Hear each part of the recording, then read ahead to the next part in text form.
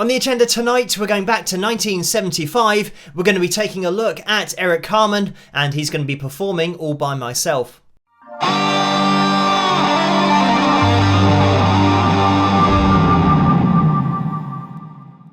Hello, Phil here from Wings of Pegasus, and welcome to another analysis video. First of all, thank you guys for all of the requests for this particular video tonight following the sad news that Eric passed away recently. I have been sent a lot of different songs and live performances from not only the Raspberries, but then with Eric's solo career after that. What we're going to be taking a look at is a song that was a huge hit here in the UK, and a lot of people here will know this song but not necessarily know a lot of Eric's other tracks. I know that he was huge over in the USA, and here we also know of Hungry Eyes because of the movie Dirty Dancing and it being on that soundtrack. But we're going to be taking a look at, very briefly, the original recording, because I want to point out something about that, but then a live performance that he did here in the UK. So as always, this is going to be an analysis video, so if you want to listen to the song the whole way through, there will be a link in the description below, not only to the original, but the live performance that we're going to look at as well. I love music from this time period where it was before digital applications came in, and just have a listen to this. When I was young, I never needed anyone. Now obviously I've run this through the pitch monitoring software so that we can see it on screen, but when we're listening to the reference point of the piano, which we have of course, if I just turn that up a little bit, this first note, when I was young, I mean, we can see that it should be, or at least where Eric is aiming is A3. So that's the line up here. But when he comes in, technically he's closer to the semitone below. So that'll be the A flat or the G sharp. And when I say that I love this kind of thing, it is because even though people will say that pitch correction existed, that they used to speed up tape and slow it down to try and match pitches that they were aiming for, I always say that it's just nowhere near as advanced as you can do now digitally. So here, I mean, this would never get through nowadays, but this is really important because the A3 that we're listening to here, as we go a little bit further on, you'll see how Eric starts to just lock in a little bit more there, and then by the second time through, because this is a studio track, he's now bang on the A3, but I love the fact that this is just Eric's voice. So if you went to see him live, if he was a little bit flat of this A3 to begin with, that's just his voice, and you know that from the recording. So now that we've pointed out this tiny detail that is unique to Eric's voice about being slightly flat of this A3, let's see what happens with this live performance. This is definitely the year of the big production numbers. Here's one such number at 26 in the charts, Eric Carmen and All By Myself. when I was young, I never needed anyone, and making love was just for fun. So I'm just going to jump in here. Again, link in the description below if you just want to enjoy this live performance. But have a look at this, the A3, how we're now between lines. So this is just part of Eric's personality, and more importantly, how his vocal cords work. That he's not intentionally trying to sing between the lines here. He's just singing with the expression of the song. So it's great that when you look at it in this kind of detail, you can see how the emotion that he's putting into the vocal, his subconscious tendency is to be flat of the note. So it's great because the live performance reflects the studio track that was released. And that's something that, nowadays we're getting the disconnect where studio tracks that are being released sound nothing like the vocalist who's actually performing them live. And again, straight off the bat here, he was flat of the A3. So I love looking at it in this kind of detail because every singer is different and everybody hits notes differently, and this is just Eric's voice, and it's not as if he's singing this for the first time. His voice just does this. In this particular place with this song, being a little bit more somber, it will tend to just drop a little bit flat. We'll watch it a little bit further on and then I'll jump in. When I was young, I never needed anyone, and making love was just for fun. Those days are gone.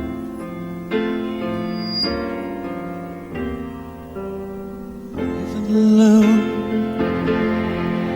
And another great thing about this, it's fully live, and you might have heard that little bit of feedback over the mic. Again, the other thing to take into consideration here is that because this is a live performance, it means that Eric's playing the piano and everything else is getting matched to his playing. So he's not playing along to a backing track or anything, and it's something that's commonly missed on performances, especially from the 60s, 70s, and maybe the early 80s, where you had TV shows where the camera would very much just be fixed on the star. And the band and the string section, for example, never gets shown on screen, and the drummers never shown on screen, but they are such an important part of the performance because they match the artist. So what Eric's doing here on piano. So again, try and imagine that there is a band here and a string section that are adding their playing to this performance, and it is fully live, and it kind of just pushes it into a different bracket when you're talking about this kind of thing where it's just musicians reacting with each other and to each other. I think of all the friends I've known. I mean, this is great. Look at, and I know that a lot of people will say, why are you saying that singing flat is great? It's because this is where the emotion is, underneath this A3, and it's consistently there. But listening to it, you're never going to say, oh, I can't listen to this because it's flat. So yeah, this really highlights how songs at this time and great vocalists used to emote with their voice, and they would naturally change the pitch of it. It was just a byproduct of emotion that it would be slightly under the line. Let's listen on.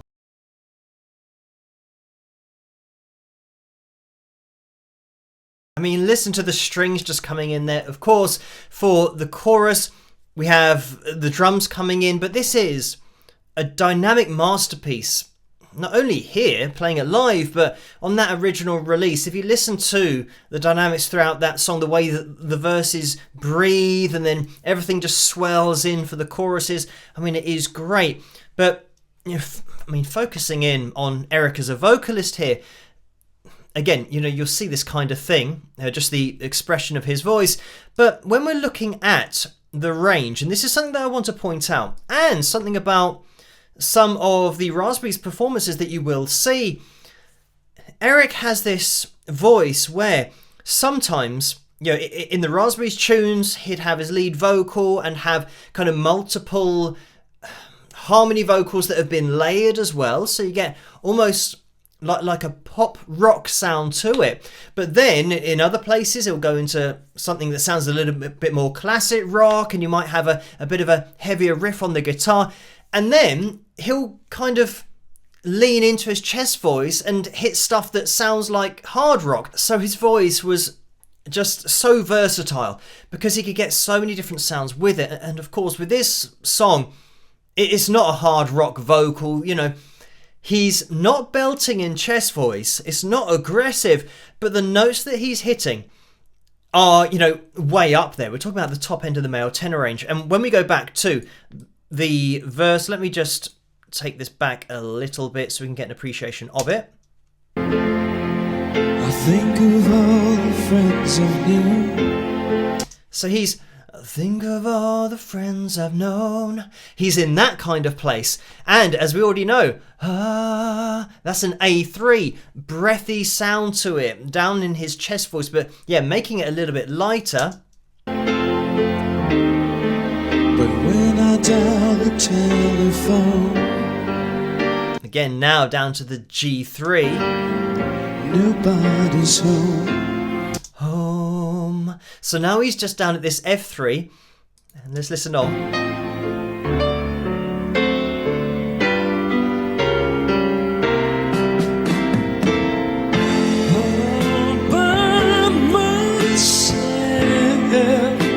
So now for the chorus, and this song, I mean, if you're trying to sing it, it is going to sneak up on you just with the range that we've got here. So when we go down into the verse, here we've got kind of in and around the F3. And now when we jump into the chorus, see how we have this massive jump up here. And we've got the B3, the C4. As we come up here, the G4. So now this is over an octave higher than where we were with the verse. So we've got kind of a massive jump up here. But let me just take it back.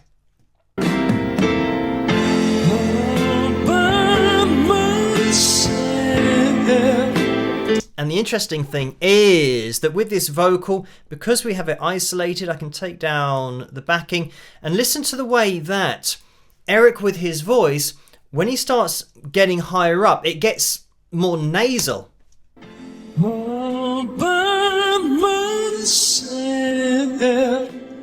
So we've kind of got this all by myself.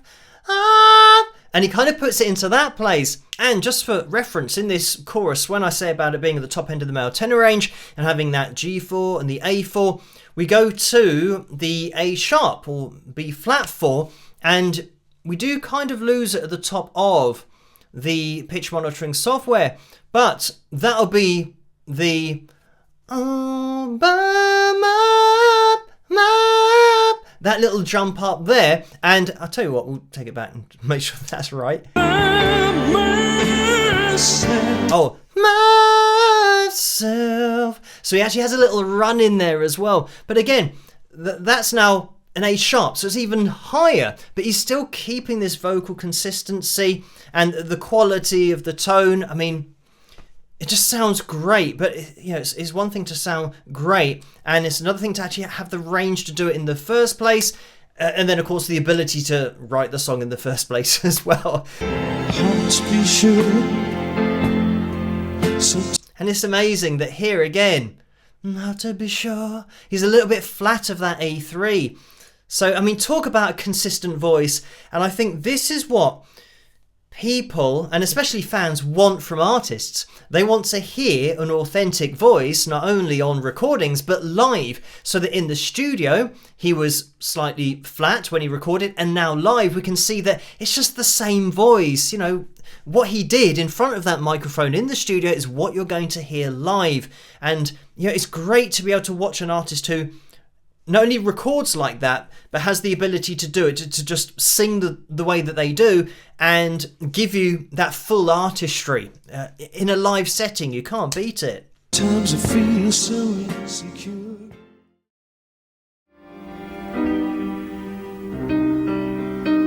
And I am just going to jump in here. Obviously, because this is a live performance, it's going to be a condensed version of that original. And I mean, Eric, being a classically trained pianist, it meant that he could just go off into sections like this. So just a quick bit about the piano, because you may or you may not know that because Eric was, you know, classically trained, is obviously into classical pieces, and this part of the song is from Rachmaninoff. And in the USA, when he was writing this, the particular piece that it is was not copyright. So it meant that it was kind of in the public domain. And this happens, you know, with folk songs as well. They don't have a copyright ownership. Nobody's claimed them, and it's just accepted that everybody gets to enjoy it and everybody gets to play the particular songs without having to worry about the law side of it. So in the USA, it was in the public domain, but everywhere else it wasn't. So when he released this song, he was then contacted by the Rachmaninoff estate, and they said, "What are you doing using this particular piece in your song?"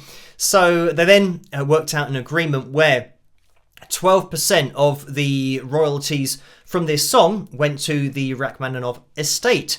So that's the way that was organised. And also, Never Gonna Love Again, which was the next single after this, I believe, that also used Rachmaninoff in that particular song. So yeah, they had an agreement for that song. So it does show you that the artists, when they're influenced by something, sometimes in this particular case literally play what they want to play in the song and work their song in and around that particular piece. But you know, I mean, it adds so much to it. Let's get back into this.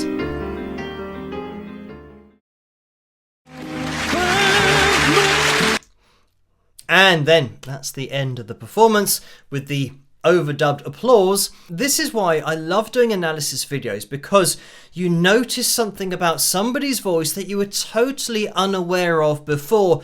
And that is this. It's almost like, now that we know Eric's voice, we already know before he even comes back in. And when he does come back in, again, let's appreciate the band here, the drummer, the way that Eric is communicating before the drums come back in. Just have a look at Eric looking at the drummer, giving him a nod, as in, come in now. And he does, you know, the classic slow drum fill, you know, again, keeping that feel and the mood. Imagine if the drummer came in too quickly. So now he's having to push tempo at the piano. So, you know, you've got to have one hell of a reliable drummer here that you've got to trust to come in with exactly the right tempo, the right feel, especially when it's just off the back of the piano. Let's just watch this bit again. When I was young. And like I was going to say, that you already know that he's going to be below this A3 because that's the way that his voice works. I mean, it's great. And sadly, something that nowadays you don't get this anymore. Somebody's personal expression and the way that their voice works, their vocal cords, it could just be like this, but now it's getting pitch corrected so that we're not hearing a personality of a voice, we're hearing voices on these lines all the time. And as you guys know, recently we've been looking at a lot of that. Unfortunately, nowadays everything is pitch corrected. And yeah, it means that we don't get this anymore. And this is why the old singers and great singers like Eric, people will be going back to, because they won't know why that they love the voices so much, but it's because of this, because you're hearing a personality, not just a vocal performance. And now keep an eye out for this look to the drummer.